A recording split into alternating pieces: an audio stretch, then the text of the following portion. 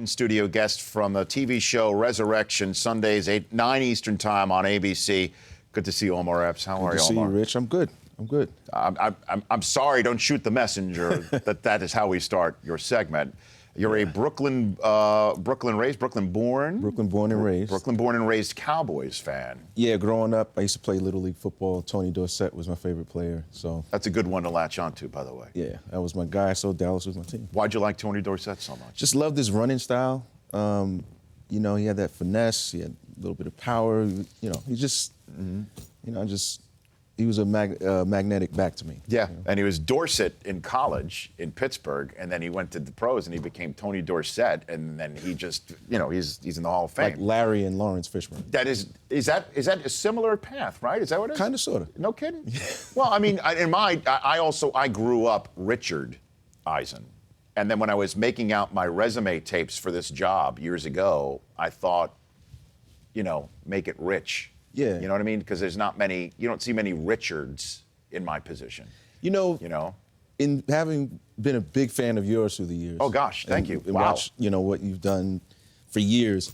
Richard Eisen, no, doesn't have that fit. ring. It's like, I don't want to talk sports with that guy. Well, and I wanted to shorten my name on my own as opposed to others going Right. with the other version of Richard. Right. Oh, right. You know what I mean? Yeah. So I get where you're going with You this. see where I am? Yes. Although there's Dick Enberg, right? I mean, there are Dick Stockton.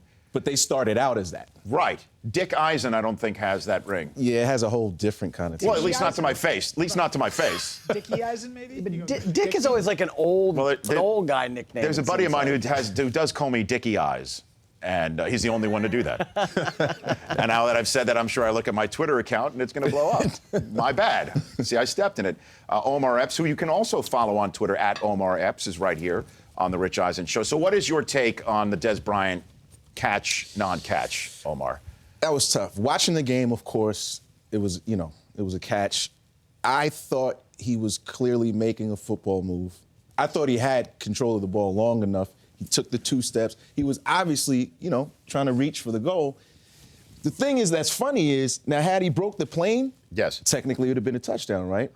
They say you have to follow through all the way, but when the ball breaks the plane, that all goes away. I actually think that if he had broken the plane with it and still come down in the process of the catch, they still would have ruled it incomplete, Omar. That's just, it doesn't matter where you are on the field. Listen, it's a stupid rule. They have to change. They absolutely have to change it. Certainly since we're having these discussions like 4 days later, right, and we still are a little bit confused as to what the rule might be or what might not be. Even though what you said makes sense, if you break the plane, it doesn't matter. Because I've seen, it's like, if Brady or one of these guys does a quarterback sneak right on the one. Right. A lot of times, as soon as they break the plane, the ball, they don't have full control of the ball. But It's just like, but it's because it's a catch. Yes, it's a catch as opposed to running it in. Yeah. I mean, and that's why this thing needs to get changed. Detroit got the call the week before. Yes, I know. And Detroit fans are already saying to me, well, you didn't talk about that play 4 days later. I mean, look, it's my team. I thought it was a strange call, too, but I'm not complaining. Omar Epps is here in studio. Let's take a quick break now, 60-second break. When we'll come back, we'll talk more with Omar Epps and then finish up the show with your phone calls, 844-204-RICH.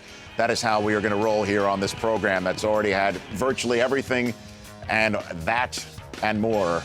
But we'll have more Omar Epps when we come back. Resurrection is the television show on ABC Sundays at 9 Eastern Time.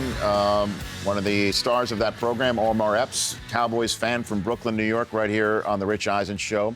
Omar, also, it was very kind of you to say what you said to me in the previous segment, so right back at you. I've been a fan of yours for quite some time as well. You played a running back in the program, Coach James Caan, for crying out loud. Right. What was that like, being in the movie, the program? Intense. But that was, for me, I was like a dream come true, you know what I mean? Like, growing up, I thought I was going to be in the NFL. And Did you really? Yeah. That was a dream of yours to play in the NFL? Oh, yeah. I was serious till I got hit really hard. When? It's just like, it's probably like 15. Took a real hard hit, and I was like, maybe I can act like a football player. Because, it's like a different species. Like, we're all kids, and then this kid is like 200 pounds and 6'2". Like, where do you come from? Well, and that's what everybody's talking about with the Ohio State quarterback, Cardale Jones, who's got a decision that he's going to make in about 28 minutes. He's going to announce whether he's going to go pro or not. And the issue is a lot of these guys coming from the collegiate level, it's not like the NBA where you can go from high school to the pros. Right. I mean, because in the NFL, when there's a 27, 28, 29-year-old father of three who needs to put food on his table standing in the hole, he is going to come and hit you. Right. And it doesn't matter how talented you are at age 18 or 19, you Exactly. are not ready for that. But this kid, Cardale Jones, looked like, as you, Brockman, you used to, he looked like Culpepper. He looked like there. Dante Culpepper. He could throw it as far. He's running over guys. Or is he Jamarcus Russell? That's, That's the question. Jamarcus had the size, he just didn't have everything else. Yeah. But to your point, that's what Manziel is finding out. I said that before he came into the league. I was like, it's not going to translate. Because it's not so much his size, because his game is a college game. Right. You know, the big boys, it's a whole different level of speed and power and smarts. Right, and certainly if you're also going to be not preparing in a manner that I think we found out throughout as the season was going along, and he even admitted he wasn't taking it as seriously as he should have. Right. But listen, I mean, we're all just rent payers in Johnny Manziel's world in his mind, occasionally. In his mind. In his mind, for sure. Also, I mean, the other parts of your career, ER. Yeah. I mean, you take a look. I mean, Clooney just received a Golden Globe award for his work on ER. I mean, that show, if you think about it, the Cecil B. DeMille Lifetime Achievement. Where do you think ER it ranks in what you've done in your career, Omar? ER was pretty big. I mean, at the time, I did actually just did a 10-episode arc. So for me, that was sort of the precursor to House in a way, I guess. Yep. But ER was just great. It was a great time. That was I think it was Clooney's last year, but Tony all the original players were still there. Mm-hmm. So that was a really good way for me to get my feet wet in terms of the world of television and how the pacing is and all of that stuff. I had a great time. Law's dying to ask you a Major League 2 question. You have the floor, Law. Go for it. No, I'm trying to go as highbrow as possible here. Look, Major League, the original is fantastic. The so is Major League 2. With you in it is great. I mean, Willie Mays Hayes, you have to come into a role that was played, obviously, by Wesley in the first one. What was that set like with Charlie Sheen, Tom Berenger? It was pretty wild set. It was pretty raucous. I actually did that film as the writer-director of the program. Mm-hmm. David Ward wrote the original Major League.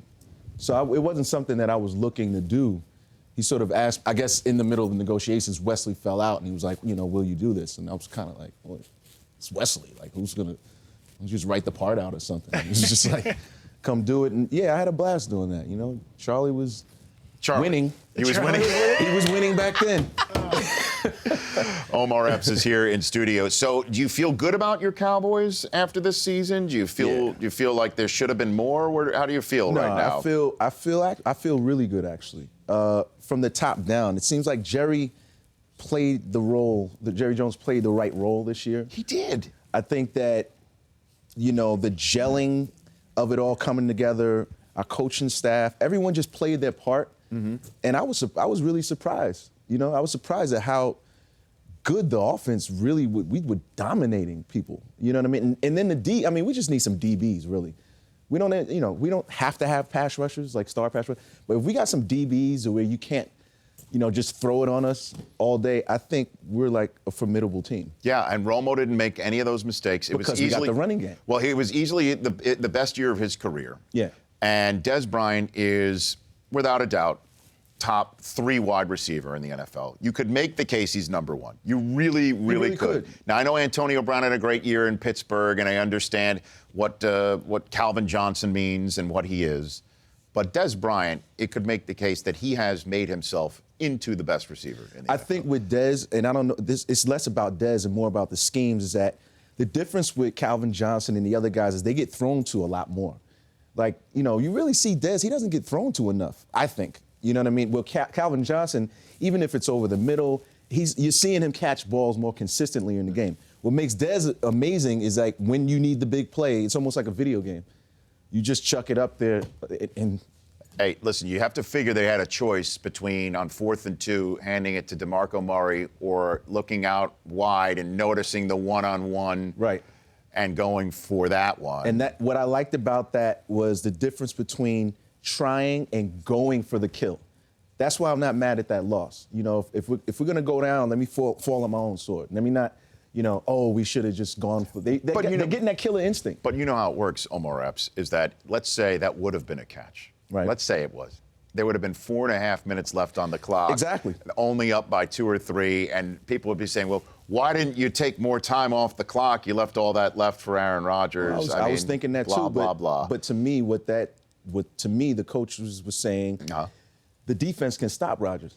Because had we scored that and we had to stop Rodgers, I believe we could have. I love it. I love it. Omar Epps is here. I want to get your thoughts on a poll question and your Super Bowl prediction before we have to say goodbye. Stop overpaying for razors with so much shave technology. DollarShaveClub.com delivers amazing razors and grooming supplies right to your door for a couple of bucks. Shave time, shave money. Upgrade to DollarShaveClub.com. That's DollarShaveClub.com. Read the poll question for Omar, and we'll get the update and his thoughts. Oscar nominations announced this morning that led us to think about what prize would you most want to win? Super Bowl ring, Oscar statues, Stanley Cup, Nobel Prize, Olympic gold medal, Masters green jacket. What say you, Omar? Oh, wow. Well, I mean, obviously, I'm going to go for the Oscar. Yeah, good for you. So did I, by the way. But strangely enough, yes. when you said Masters green jacket, and I'm not really a big golf fan, but it's such a it's a delicacy among the awards. Omar, that was an with omission that. for the original poll question, too. Yeah, I know. Yeah, a caller chimed in with that one, so we added So it. you'd go with Oscar or green jacket? Yeah, well, I got to go for an Oscar. What's the update on it right now? Okay, so I'm adding Omar's Oscar vote. Super Bowl ring, 24%. Olympic gold medal, 22%. Huh. How about them apples? Pretty split. I didn't know that. What's your prediction for the Super Bowl? What do you got? I've got the Seahawks versus the Patriots in the Super Bowl. But I really, really am a big Andrew Luck fan. I think the kid is special. But, you know, the wizard, Belichick, is, you know. And I just think the way the Seahawks are playing, they look like repeat champions. They do to me, too. They got the confidence. They're literally just having fun the whole game. And I think they're going to put a hurting on the Packers. Where do you watch the Super Bowl? Where's the Omar Epps Super Bowl party? House? Somewhere? If Dallas were going, I was going to go to. It's in Arizona, right? It is. It's very geographically sound for our current location. But I will say for the audience, unless you have your job, the best place to watch the Super Bowl is at home. Yeah? Where you get the commercials and everything like that? You know, comfort of your house, you got some food going. Yeah, I hear you. If at any point you want to do this and you need a break on Resurrection, you let me know. We'll swap roles. Okay. We'll figure it out. All right. We can work on that. Omar, thanks for coming in. Oh, thanks Please for come having back me. anytime. Omar Epps, at Omar Epps on Twitter. Resurrection, Sundays, 9 p.m. Eastern Time on ABC. Thanks for coming in. Pleasure. You bet. Thank you. The Rich Eisen Show, weekdays at noon Eastern. On Audience.